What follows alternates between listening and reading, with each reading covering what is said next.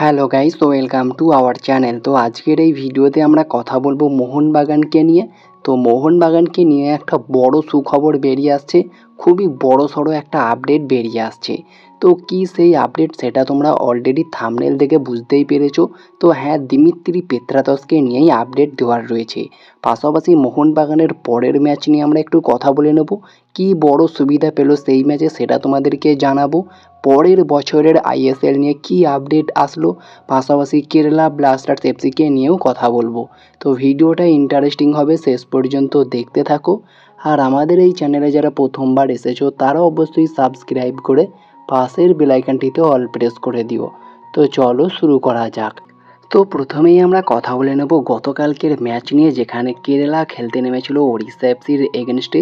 তো Kerala Blasters FC কিন্তু আরও একটা ম্যাচে জয় পেয়ে গেল, ওড়িশা এফসিকে 2-1 গোলে হারিয়ে দিল। দুর্দান্তভাবে কিন্তু কামব্যাক করছে এই কেরালা ব্লাস্টার্স এফসি। আর কেরালার হয়ে 2টি গোল করলেন, আবারও কিন্তু সেই ভিক্টর বার্তোমিও 12 মিনিটের মাথায় একটি গোল করলেন। তবে ওড়িশা এফসি কিন্তু ইকুয়ালাইজার করেই দিয়েছিল 27 মিনিটের মাথায়।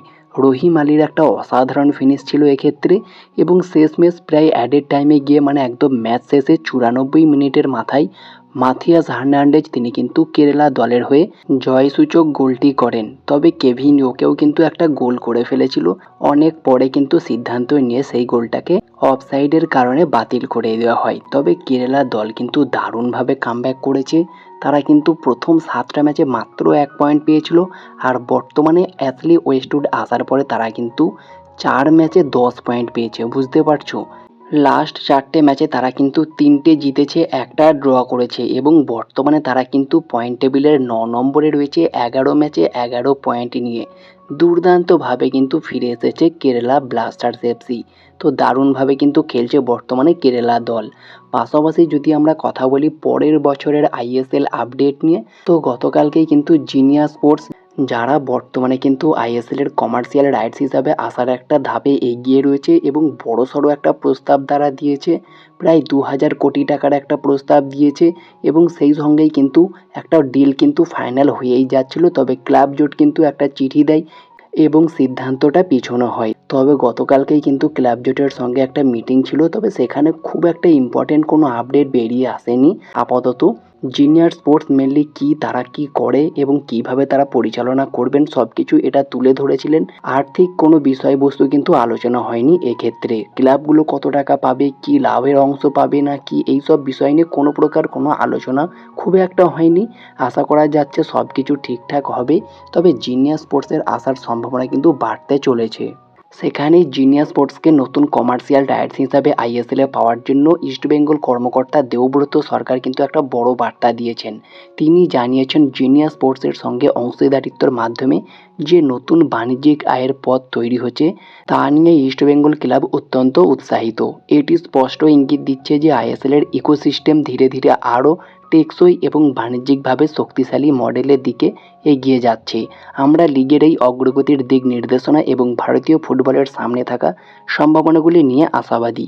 একই সঙ্গে এটি অত্যন্ত গুরুত্বপূর্ণ যে কেন্দ্রীয় আয়ের প্রধান উৎসগুলি, বিশেষ করে সম্প্রচার থেকে প্রাপ্ত আয়, ন্যায্য এবং স্বচ্ছ পদ্ধতিতে যেন ভাগ করা হয়, কারণ ক্লাবগুলির আর্থিক স্থিতিশীলতা লিগের দীর্ঘমেয়াদী টিকে থাকা এবং সাফল্যের জন্য অত্যন্ত গুরুত্বপূর্ণ।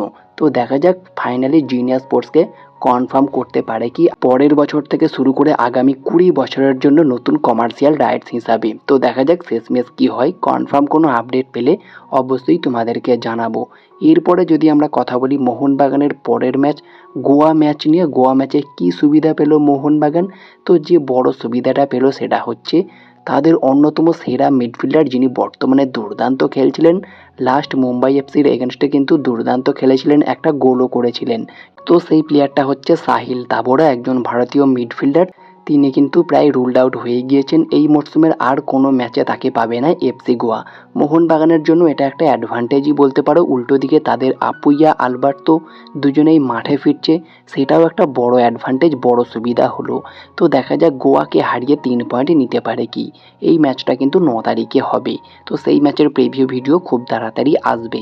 এরপরে যদি আমরা কথা বলি অবশেষে কি দিমির পরিবর্তে নতুন বিদেশি আসছে, তো এরকমই কিন্তু বেশ কিছু সোর্স থেকে আপডেট পাওয়া যাচ্ছে, একটা দুটো নয়, প্রায় 3 থেকে 4টে এবং তারও বেশি সোর্স থেকে এই আপডেটটা বেরিয়ে আসছে। মোহনবাগানে একটা বড়সড় পরিবর্তন। দিমির পরিবর্তে এখন থেকেই একজন দুর্দান্ত বিদেশি প্লে মেকারকে তারা সই করাতে চলেছে। তবে এটা এই মরশুমে নয়, পরের মরশুমের জন্য। এই মরশুমের আর আপাতত 4টে ম্যাচ বাকি রয়েছে। এই 4টে ম্যাচ খেলেই দিমিকে হয়তো বিদায় করিয়ে দিতে পারে এবং তার পরিবর্তন হিসাবে সামার ট্রান্সফার উইন্ডোতেই নতুন বিদেশি মিডফিল্ডার দলে আসতে চলেছে। এমনই একটা খবর বর্তমানে বেরিয়ে আসছে এবং সেই প্লেয়ারটা কিন্তু খুবই কম বয়সের একজন প্লেয়ার, মাত্র 20 থেকে 21 বছর বয়স, মার্কেট ভ্যালু প্রায় 12 থেকে 14 কোটি টাকা, এরকমই একটা আপডেট বেরিয়ে আসছে। তো দেখা যাক কোন লেভেলের প্লেয়ার মোহনবাগানে আসে। তো খুব ভালো লেভেলের যেন একজন প্লে মেকার হয়, ব্যাস এটুকুই চাই। খেলাটা যেন মাঝমাঠ থেকে তৈরি করতে পারে, লাইক গ্রেগ স্টুয়ার্ট, মাদি তালাল, হুগো বুমোস টাইপের প্লেয়ার হলেই চলবে। যত কোটি টাকায় দাম হোক না কেন, পারফরমেন্সই শেষ কথা। যত ভালো পারফরমেন্স করতে পারবে ততই ভালো হবে মোহনবাগান দলের জন্য। তবে আমি চাইবো দিমিকে যদি বিদায় করেই দেয়, একটু যেন সম্মানের সাথেই তাকে বিদায় দেয়। কারণ এই দিমি প্লেয়ারটা কিন্তু মোহনবাগানের জন্য নিজেকে উজাড় করে দিয়েছে, একার দমে অনেক দিন মোহনবাগান টিমটাকে টেনে নিয়ে গিয়েছে। তো যদি দিমিকে বিদায় দেওয়া হয়, খুবই সম্মানের সহিত যেন তাকে বিদায় করে নতুন বিদেশিকে আনে। তো এই বিষয়ে তোমাদের মতামত কমেন্টে জানিও। তবে হ্যাঁ, নতুন বিদেশি প্লেয়ারের নাম কিন্তু এখনও শোনা যায়নি, তবে শোনা যাচ্ছে অ্যাডভান্স স্টেজে কথাবার্তাও চালাচ্ছে। তো দেখা যাক কত দ্রুত এই সই কমপ্লিট হয়। অফিসিয়ালি কোনো চূড়ান্ত আপডেট পেলে তোমাদেরকে জানাবো। তো এই ছিল আজকের ভিডিওটি ভালো লাগলে লাইক শেয়ার কমেন্ট করে আমাদের চ্যানেলটিকে সাবস্ক্রাইব করে পাশের বেল আইকনটিতে অল প্রেস করে দিও। তো দেখা হচ্ছে নেক্সট কোনো ভিডিওতে। Bye bye, have a good day.